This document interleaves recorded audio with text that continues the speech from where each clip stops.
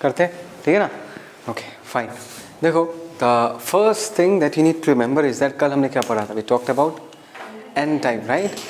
उसी के very similar to that discussion आज का डिस्कशन होगा पी टाइप पे. थोड़ा सा सिर्फ चार्ज कैरियर बदल जाएगा. एक बार एन टाइप का रिविजन कर लेते हैं. एन टाइप में होता क्या था? हम एक पेंटावेलेंट इम्प्योरिटी इंसर्ट करते थे. वो एक सिलिकॉन को रिप्लेस करता है.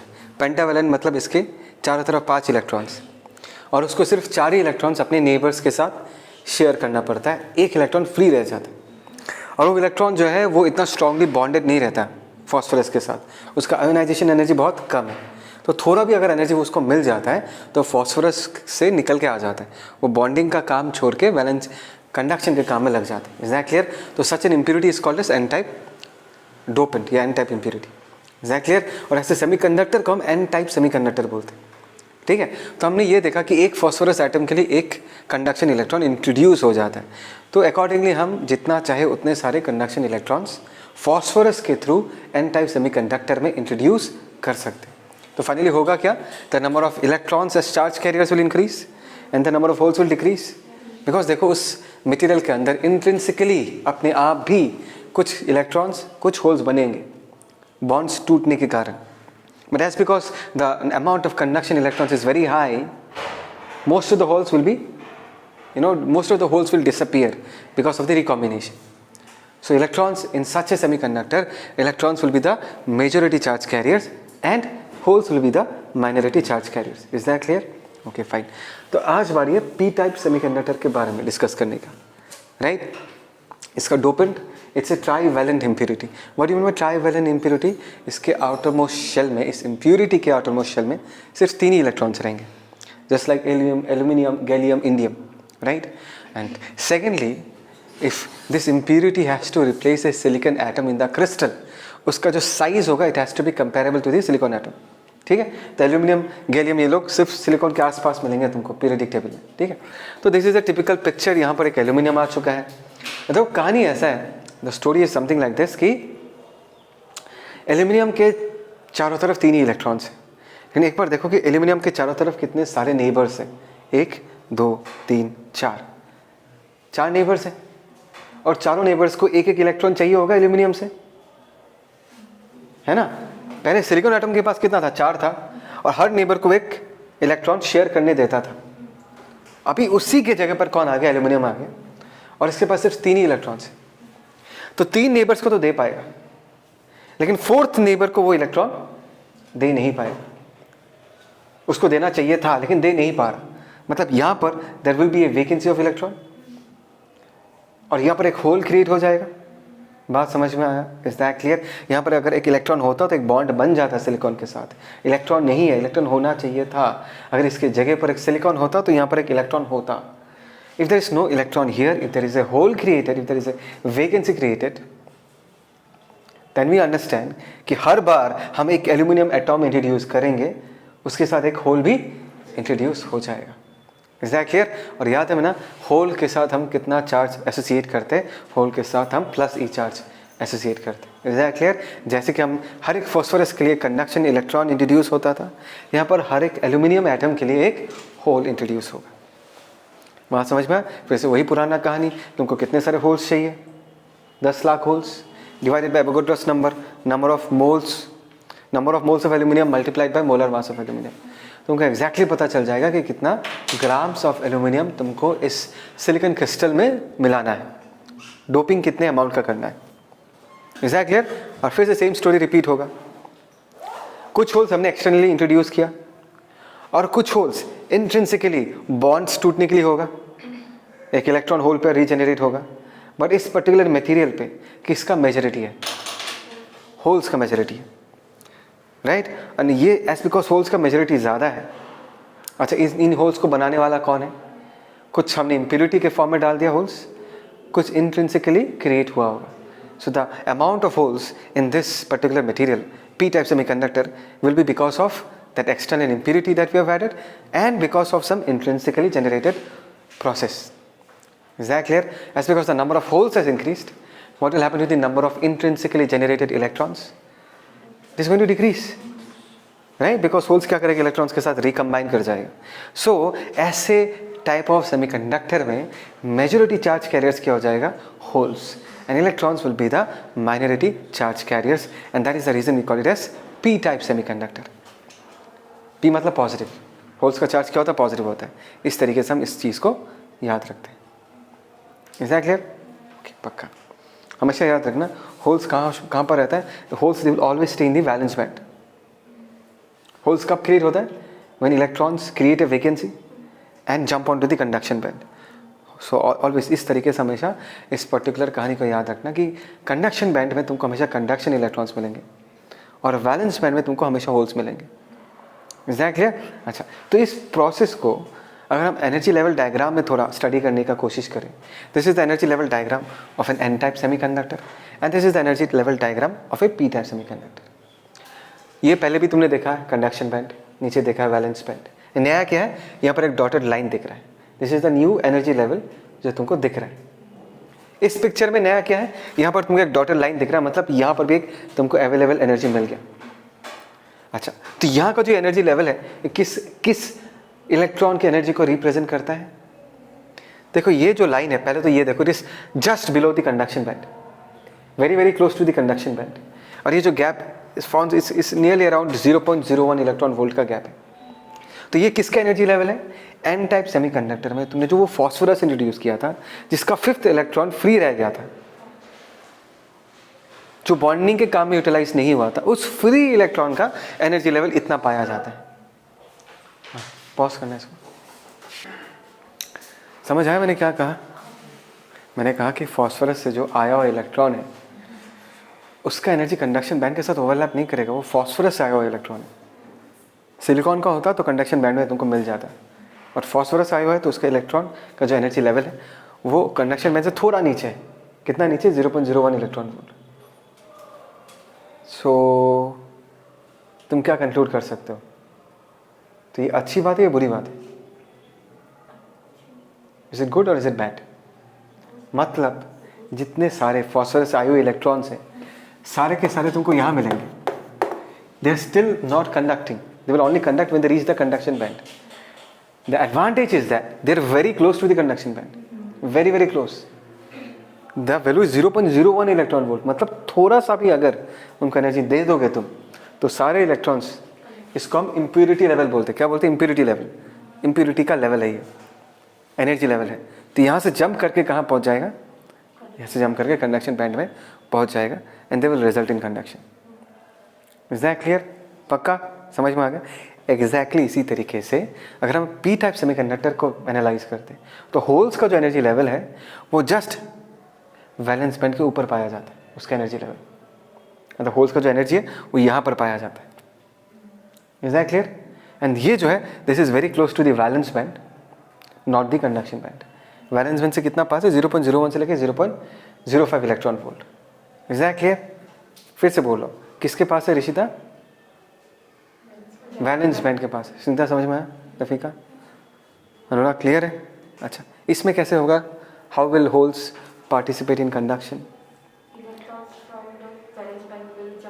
एग्जैक्टली. क्योंकि देखो, electrons will always move up, holes will always come down. तो अभी एज बिकॉज वैलेंस बैंड के बहुत पास होल्स दिख रहा है, वैकेंसीज दिख रहा है, तो यहाँ के जो इलेक्ट्रॉन्स हैं वो बहुत आसानी से जंप करके होल्स में घुस पाएंगे. समझ में आया? Because this is the impurity level. और यहाँ से जंप करके अगर ऊपर चले गए, the holes will sink in. Electron ऊपर जाना मतलब होल नीचे आना. कैसे? यहाँ पर वैकेंसीज क्रिएट हो जाएगा. मतलब हम इसको ऐसे भी बोल सकते हैं, वैकेंसीज क्रिएट हुआ मतलब ऐसे इमेजिन करो कि इलेक्ट्रॉन ऊपर गया तो होल नीचे आ गया. जो होल पहले यहाँ पर था वो भी नीचे आ गया, और जो इलेक्ट्रॉन पहले नीचे था वो ऊपर चला गया. एक्चुअली तो इलेक्ट्रॉन जाता है इसलिए होल वहाँ पर क्रिएट होता है, बट हम इसको ऐसे भी इमेजिन कर सकते हैं कि इलेक्ट्रॉन ऊपर जाएगा और होल्स हमेशा नीचे आएगा. So there by the number of holes in the valence band will increase and holes will become the majority charge carriers. So this is the कहानी of P type semiconductor. Is that clear? Pause करो. Okay, so we have studied about semiconductors. First क्या था, intrinsic semiconductor, उसके बाद क्या था extrinsic semiconductor. Is that clear? तो आगे का जो टॉपिक ऑफ डिस्कशन है, we are going to talk about a junction. Junction ऐसा जगह होता है जहाँ पर दो चीज़ें मिलते हैं। So that is p n junction. If you see the diagram, देख के तुमको समझ में आएगा कि एक तरफ एक एन टाइप सेमीकंडक्टर है and it is attached with a p type semiconductor. Now what is a p n junction? P n junction is considered as one of the most important part of semiconductor devices. मतलब आगे अगर तुमको semiconductor devices के working को लेके समझना है तो तुमको पहले पीएन जंक्शन का बेसिक फंक्शनिंग समझना पड़ेगा। मतलब this are the stepping stones. इसको समझोगे तब जाके आगे का चीज़ें तुमको समझ में आएगा। Is that clear? अच्छा, तो ये डायग्राम देख के ऐसा लग रहा है कि मैंने एक एन टाइप सेमीकंडक्टर लिया और एक पी टाइप सेमीकंडक्टर लिया, बीच में ग्लू लगाया और उसको चिपका दिया। ऐसे लेकिन होता नहीं है। ग्लू लगा के चिपकाने से वो जंक्शन नहीं बनेगा। अगर तुमने ग्लू लगा से बीच में चिपका दिया तो बीच में एयर गैप्स रह जाएंगे, हवा फंस जाएगा, तो चार्ज फ्लो नहीं कर पाएगा। अच्छा, चौक तो देखते हो चौक। इस चौक के एक एंड को अगर मैं ब्लू इंक में डुबा दूँ तो एक एंड ब्लू हो जाएगा और दूसरे एंड को अगर मैं रेड इंक में डुबा दूँ तो रेड हो जाएगा। तब चौक दिखने में कैसा होगा? एक एंड ब्लू होगा, दूसरे एंड क्या होगा? रेड हो जाएगा। Is that clear?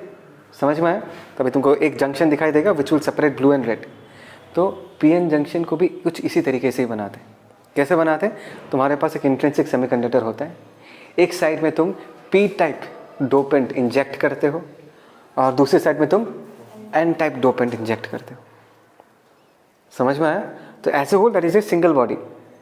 हमने सिर्फ इम्प्यूरिटी दोनों तरफ अलग अलग डाला, एक तरफ पी टाइप इम्प्यूरिटी इंजेक्ट किया और दूसरी तरफ एन टाइप इम्प्यूरिटी इंजेक्ट किया, तब जाके ये मिलेगा। तो ऐसे मत समझना कि इसको चिपकाया नहीं है। चिपकाने से बीच में हवा घुस जाएगा, so charges can not flow because we want the charges to flow. इस चैप्टर का स्टार्टिंग ही ये था, we want a device which will control the flow of charge.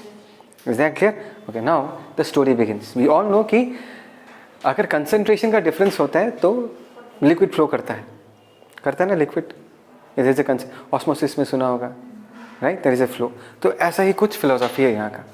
तो अभी this is the picture of A PN junction just after formation.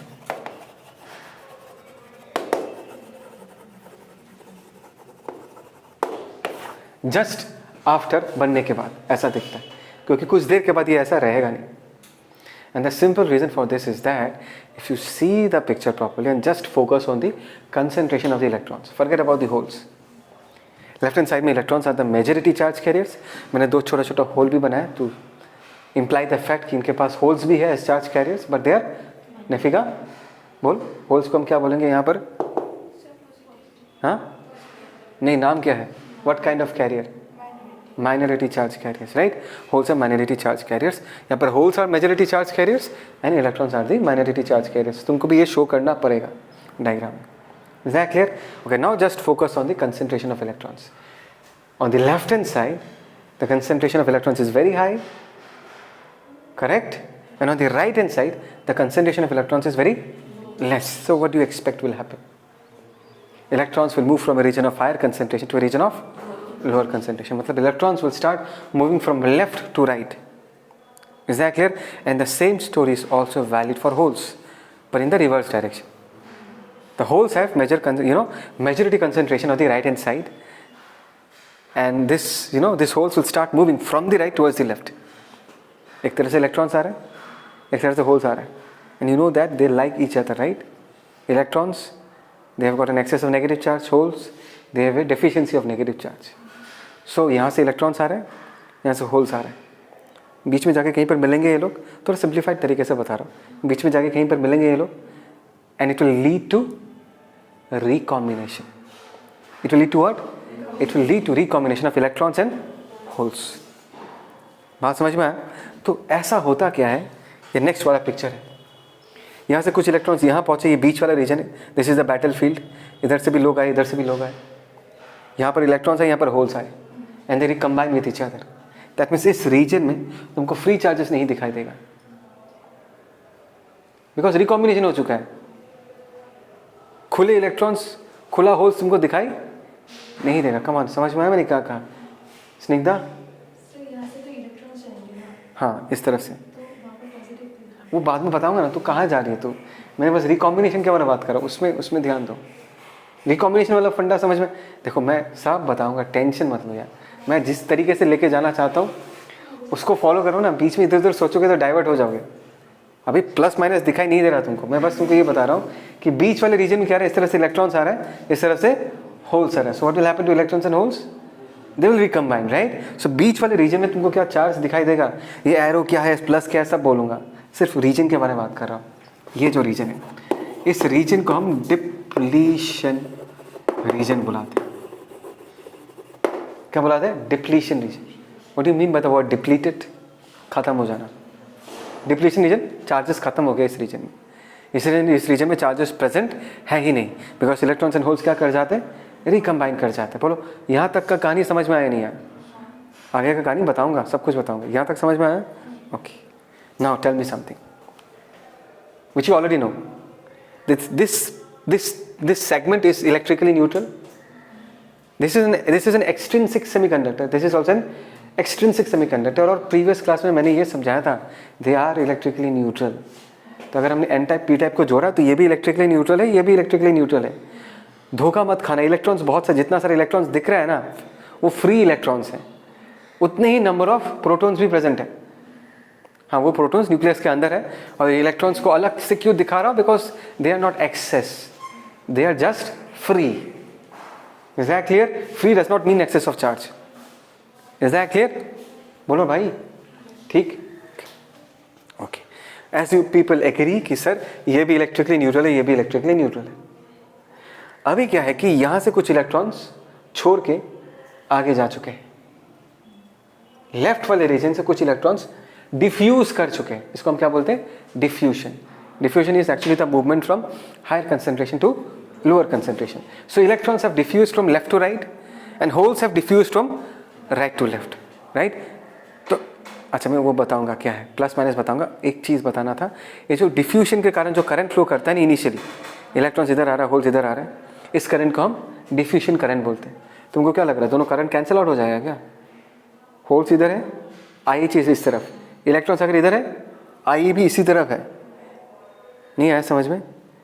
Electrons मतलब I am talking about the current वाला direction. Holes इधर आ रहा है, sorry electrons इधर आ रहा है, होल्स इधर आ रहा है, होल्स इधर आ रहा है, तो करंट आई एच किस तरफ होगा, इस तरफ। इलेक्ट्रॉन्स अगर इधर आ रहा है तो इलेक्ट्रॉन के करंट किस तरफ होगा, इस तरफ नहीं होगा, इस तरफ होगा। और आई एच किधर है, so both the current are adding up. तो ऐसा मत सोचना सर इधर से चार्ज आया, इधर से चार्ज आया तो जीरो करंट नहीं है, करंट है। और इस करंट को हम क्या बोलेंगे, डिफ्यूजन करंट। ऑब्वियस है सर, क्योंकि डिफ्यूजन के कारण ये क्रिएट हो रहा है, इसका नाम क्या हो जाएगा, diffusion current. So diffusion current is because of flow of majority charge carriers. बहुत सारे इलेक्ट्रॉन्स इधर डिफ्यूज हो रहे हैं, बहुत सारे होल्स इधर डिफ्यूज हो रहे हैं। ध्यान रखना, ये सारे मेजॉरिटी चार्ज कैरियर्स हैं, और इस करंट का नाम हमने क्या दिया, डिफ्यूजन करंट। मतलब इनिशियली डिफ्यूजन करंट बहुत हाई होगा, and as time passes what will happen to the diffusion current, मैं बताऊंगा। I can not prepare you for that. लेकिन इनिशियली डिफ्यूजन करंट बहुत हाई है, बिकॉज बहुत ज़्यादा कंसंट्रेशन का डिफरेंस है, तो उस करंट को हम डिफ्यूजन करंट बोलते हैं, ठीक है ना। अभी मैं बताता हूँ इसका मतलब क्या है। तो एज यू ऑल एग्रीड कि सर लेफ्ट वाला रीजन भी न्यूट्रल था, राइट वाला रीजन भी न्यूट्रल था। अभी ये बताओ, लेफ्ट वाले रीजन को छोड़ के इलेक्ट्रॉन्स चले गए, चले गए ना, भाग गए ना वो सारे इलेक्ट्रॉन्स। तो लेफ्ट वाले रीजन में there is a deficiency of electrons, so the left वाला region will develop a positive potential that is represented by this plus plus plus plus, and exactly the reverse story is valid for the right hand side, because वहाँ पर पहले holes थे और वो electrically neutral था, लेकिन holes छोड़ के चले गए आगे, तो उस रीजन में होल्स का डेफिशिएंसी है, मतलब it will develop A negative potential. उसको हमने नेगेटिव नेगेटिव नेगेटिव दिखा दिया। और बीच में जो ये रीजन दिख रहा है, एरो साइंस दिख रहा है, इलेक्ट्रोस्टैटिक्स के चैप्टर से पढ़ा रहा हूँ कि अगर एक तरफ पॉजिटिव चार्ज डेवलप होता है, दूसरी तरफ नेगेटिव चार्ज डेवलप होता है, there will be electric field lines starting from the positive surface to the negative surface. This are the electric field lines. और जिस रीजन में इलेक्ट्रिक फील्ड एग्जिस्ट करता है, उस रीजन को हम क्या कहते हैं, डिप्लीशन रीजन, बिकॉज इस रीजन में कोई फ्री चार्ज तुमको अवेलेबल नहीं मिलेगा। क्या है, समझ में आ रहा है? पक्का?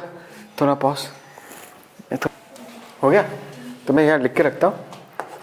फ्लो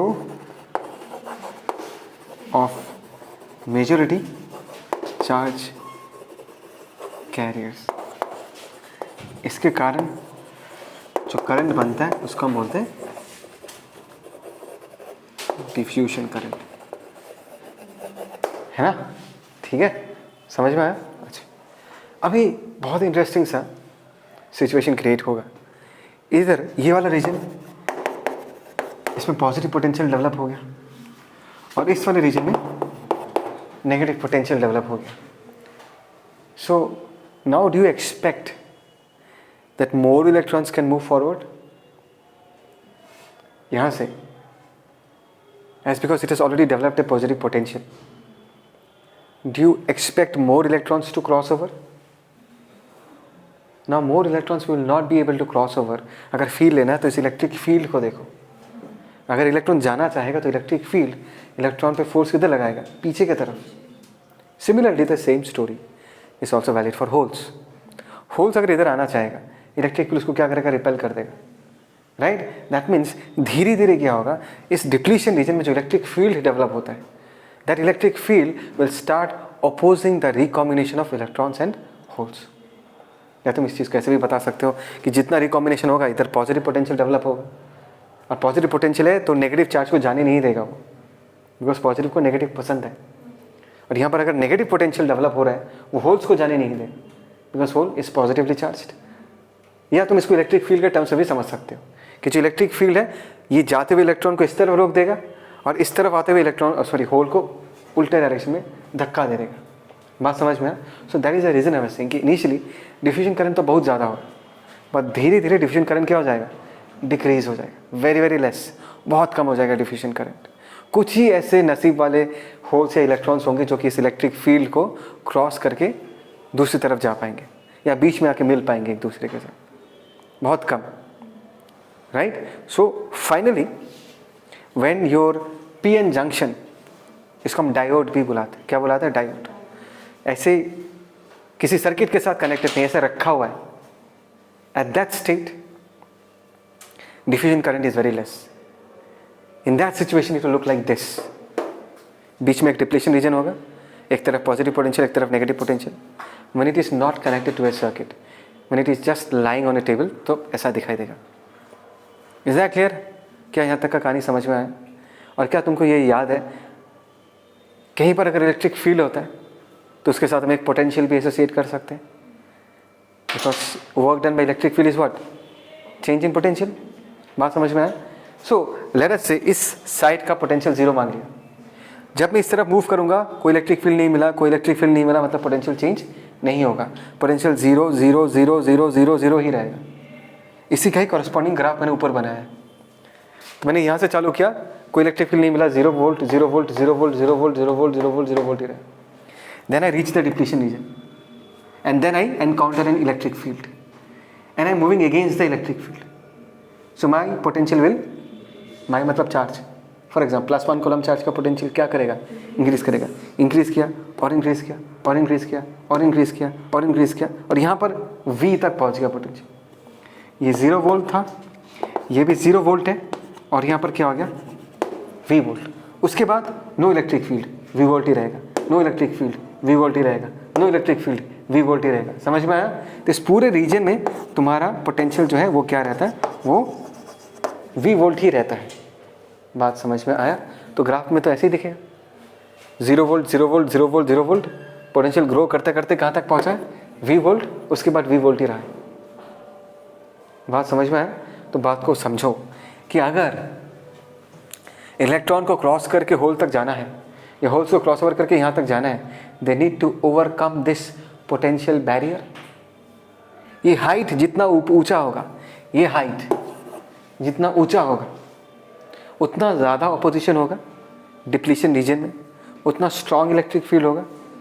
जितना स्ट्रॉन्ग इलेक्ट्रिक फील्ड होगा उतना स्ट्रांगली वो रिकॉम्बिनेशन को क्या करेगा? अपोज करेगा।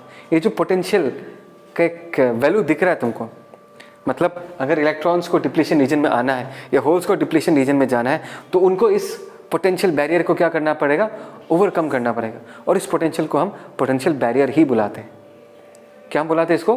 Potential barrier. दैट मीन्स अगर तुम चाहते हो कि इलेक्ट्रॉन्स होल्स के साथ रिकम्बाइन करे तो तुमको इनको बाहर से असिस्ट करना पड़ेगा। वो हम बाद में बताएंगे कैसे असिस्ट करना पड़ेगा, लेकिन असिस्ट करना पड़ेगा। क्यों असिस्ट करना पड़ेगा? Because this electrons on their own will not be able to overcome this potential barrier. बात समझ में आया? As simply said, if you want the recombination to start, this potential barrier has to be overcome by this majority charge carriers. ठीक है ना? इसको हम potential barrier बोलते हैं, लिख के रखा हमने। बोलो समझ में आया नहीं आया? Is that clear? पक्का? अच्छा, तो this is one part of the story. We have talked about the flow of majority charge carriers. Initially diffusion current is very high.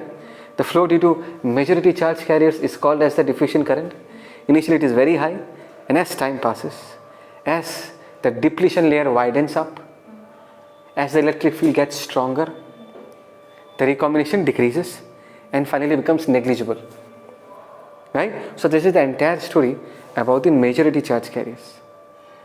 But we should not forget कि दोनों left hand वाला portion और right hand वाले portion में minority charge carriers भी है। दिख रहा है? लेफ्ट हैंड साइड में 2 होल्स दिख रहा होगा तुमको और 2 इलेक्ट्रॉन्स दिख रहा होगा। Is that clear? Now can you tell me, ये जो यहाँ पर इलेक्ट्रिक फील्ड डेवलप हुआ बीच में, ये electric field minority charge carriers के रिकॉम्बिनेशन को सपोर्ट करता है या अपोज करता है? ध्यान से देखो तो अभी मैं जो कहानी बता रहा हूँ, this is for minority charge carriers, और यहाँ पर जो इलेक्ट्रिक फील्ड है ये माइनॉरिटी चार्ज कैरियर्स के रिकॉम्बिनेशन को सपोर्ट करता है या अपोज करता है? कम ऑन, प्रॉब्लम हो रहा है क्या भाई? यहाँ पर होल्स है ना, और ये पॉजिटिव पोटेंशियल है, ये पॉजिटिव है, तो पॉजिटिव को क्या देता? आगे धक्का देगा। या इलेक्ट्रिक फील्ड को देख लो, इलेक्ट्रिक इस पॉजिटिव होल को किधर मूव कराएगा? राइट की तरफ। और यहाँ पर जो इलेक्ट्रॉन्स है, इलेक्ट्रिक फील्ड उस पर किधर फोर्स लगाएगा? लेफ्ट की तरफ। बात समझ में आ रहा है? मैं किसके बारे में बात कर रहा हूँ? माइनॉरिटी के बारे में बात कर रहा हूँ। ये माइनॉरिटी का कहानी है कि यहाँ पर जब इलेक्ट्रिक फील्ड डेवलप हुआ है, that will assist the recombination of minority charge carriers. And minority charge carriers के लिए जो करंट डेवलप होता है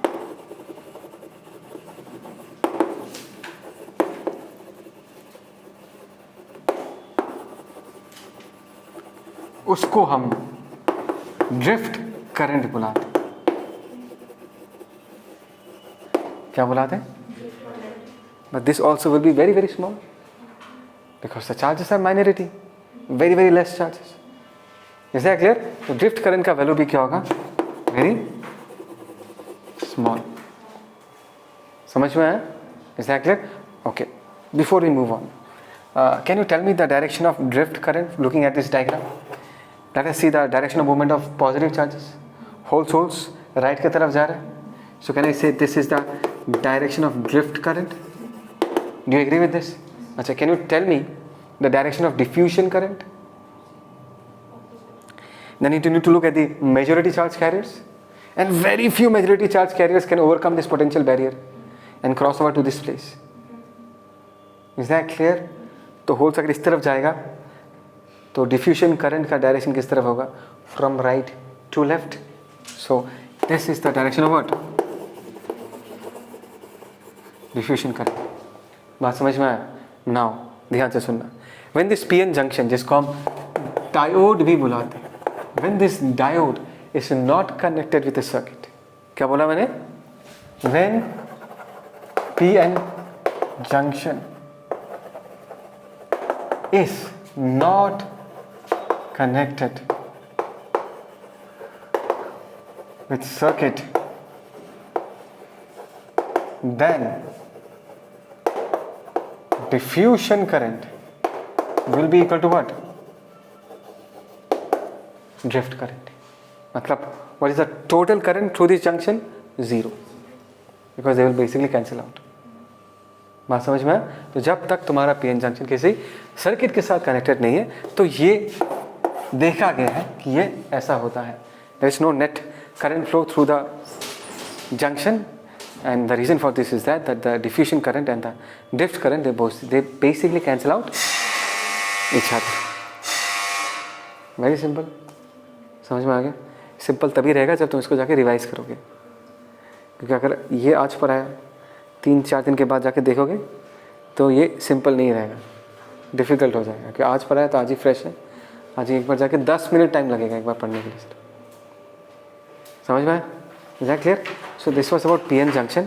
ये तो हमने पीएन जंक्शन के बारे में समझाना है कि क्या है, आगे का कहानी तो बाकी है। अभी हम पीएन जंक्शन को सर्किट में यूज़ करेंगे और ये देखेंगे कि पीएन जंक्शन को हम सर्किट में कैसे यूज़ कर सकते हैं और किस तरीके से वो हमारे सर्किट को कंट्रोल कर सकते हैं। ठीक है? So next class.